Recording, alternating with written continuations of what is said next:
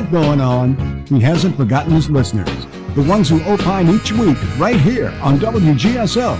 Call Jeff Crouere right now at 556-9696.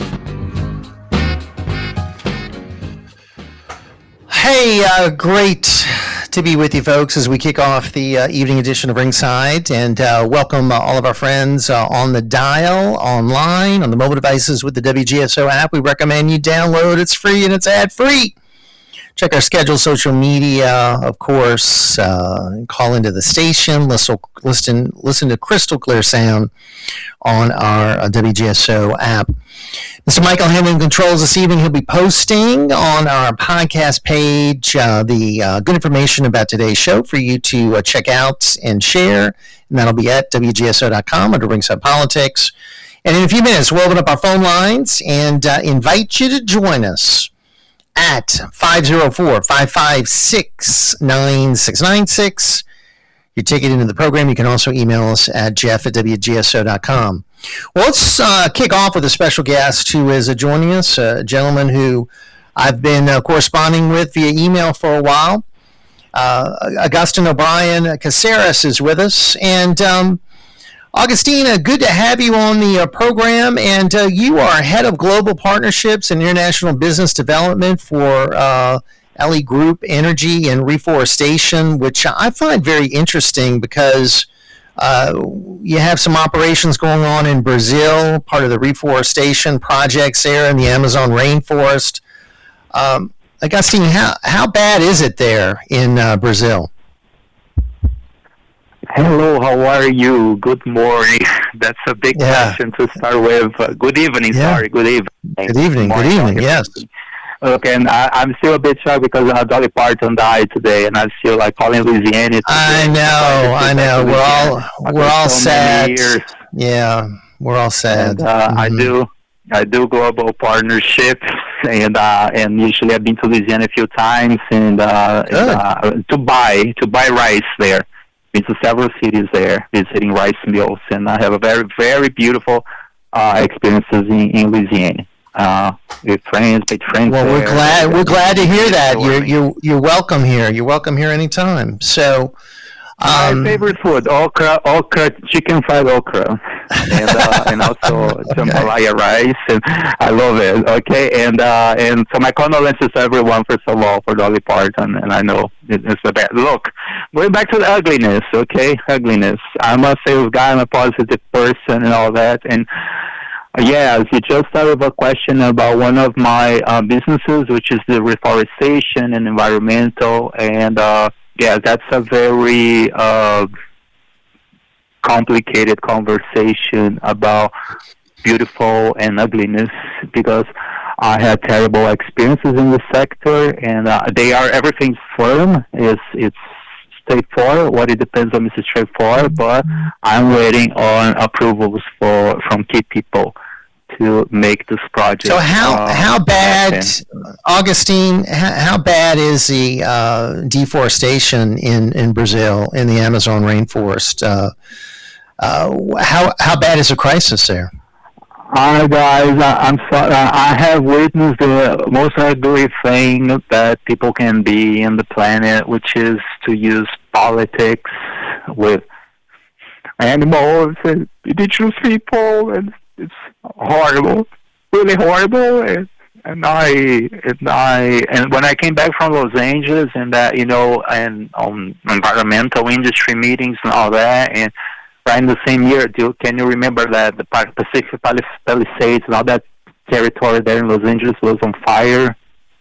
And I had such a mixed feelings because that's all associated, it's all the same industry. And it's like Hollywood. All they talk about is environmental, and I need $25 to plant one tree.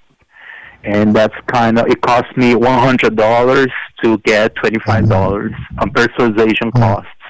Next time I was a salesman, marketing, publicity. I need $25 to plant one tree. How come it cost me $100 to... So I need to charge $125 to spend $25 when I need $25. Why do I need to? I should spend $25.20 to make people pay $25 and get a tree planted in the Amazon. But that'll be one of the details on this entire industry. But the worst of all is politics. Like, how come people can use politics on a bad way because the Amazon rainforest is so beautiful? Yeah. As it's so beautiful, the name is overused like everywhere. But there's nothing substantial about it. It's actually, another thing that's terrible is sensationalist media also, they make a lot of money advertising against the Amazon, like saying things like, oh, look how bad it is. Oh, look what they did. But they did it in such a way that they just make the problem worse. Let me ask you, let's stay on Brazil for a second, if you don't mind, Augustine, because there's an election going on there now, right? And Lula is taking on Bolsonaro's son. Have you been following that? Do you know how that's going to turn out? Well, the situation in Brazil is, look, I was raised in Brazil. My family is can be considered an American, South American family because I have American roots on my grandmother's side, and my father moved to Brazil to work for an American company there, like to build like the car industry, car and tractors industry. It was a company from Chicago. So my entire life I did Brazil and America businesses. But the last serious meeting I had about Brazil was in America was 2019 in Florida, and a group of entrepreneurs asked me my opinion about Brazil. And 8 years ago I was saying, look, Brazil is, I would not invest 1 cent in Brazil. And that was like 8 years ago. And so, and I did not visit Brazil for 10 years now. So I'm not, I am frustrated by what's going on in Brazil, but not surprised because I knew this was coming. But unfortunately, got worse than what I expected. And today, yes, Brazil is a serious threat. I think President Donald Trump is addressing the problem very properly. He's being very brave and to really be honest and direct about it. There's no time for bullshit. And I think we're doing a good job. All right. What about Argentina? Are you? And I know that's another country. Going back to Disney. No, going back to Disney election. Okay. There is a guy who's trying to put something in order. His name is Bolsonaro, and hopefully they will manage to restrain this man Lula. I have issues because I work directly with Lula. Lula is a communist, isn't he?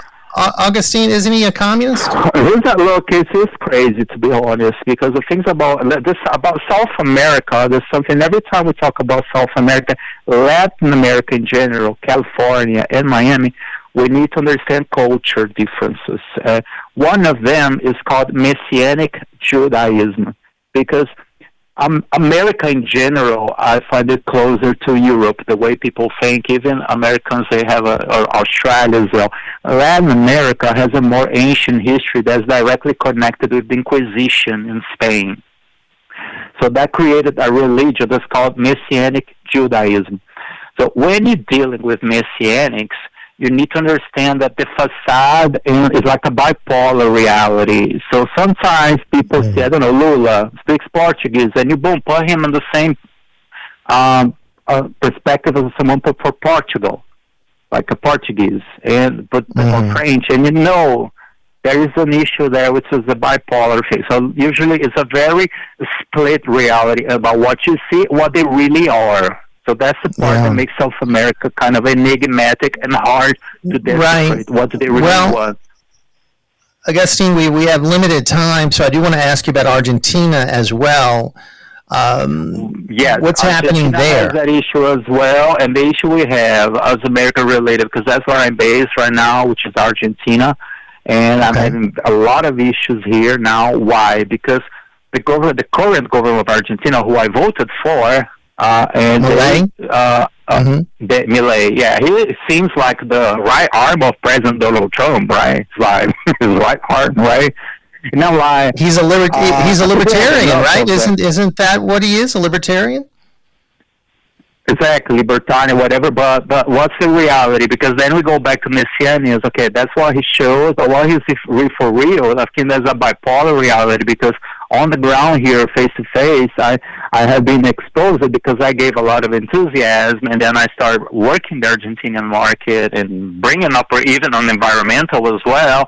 But then I'm facing a country that is still not prepared to handle the American flag side of society. I think there's a lot of responsibility. I wrote to President Donald Trump through the Contact Us on the White House website with my complaint about what's happening. Because I believe people like me, I'm vulnerable because I'm exposed. I started doing the Argentinian market. Like, okay, there's a new Argentina now. They're open to do business with America. I have my companies in America. I do business development. And boom, boom, boom, there's opportunity, and more and more opportunities. A lot of opportunity in Argentina. But I'm still waiting. For example, problems that Argentinians do not accept middle class. Yeah. Argentinians do not have middle class, and they do not want to have middle class. So how come can you be integrated with America in a country that does not pay for service costs? So like that. Well, we've been was not addressed at all. Okay. Yeah, Augustine, we have a break, but I want to thank you for joining us. We'll do it again because I do want to keep in touch with you about what's happening in these important countries of Argentina and Brazil, and of all your business ties down there. It's good to get input as to what is happening. We got to get a break in. Thank you, Augustine. Appreciate it. We'll do it again. Come back and open up our phone lines 504-556. Like. Because these countries are kind of exotic, okay? They're not as easier to understand. Yeah. That's the part that's kind of it's complicated to give easy answers, okay?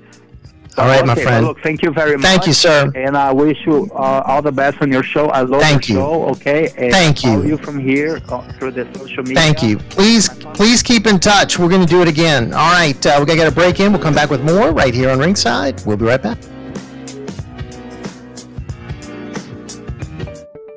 Southern Legal Clinics is a family-owned business. 3 brothers, Stephen, Tim, and Pat Rooney, and 2 nieces, Kristen and Courtney Rooney. They have been in business for over 40 years. They treat their clients as family. The law firm has 6 offices in Southeast Louisiana, and they've handled thousands of criminal and civil cases in 17 different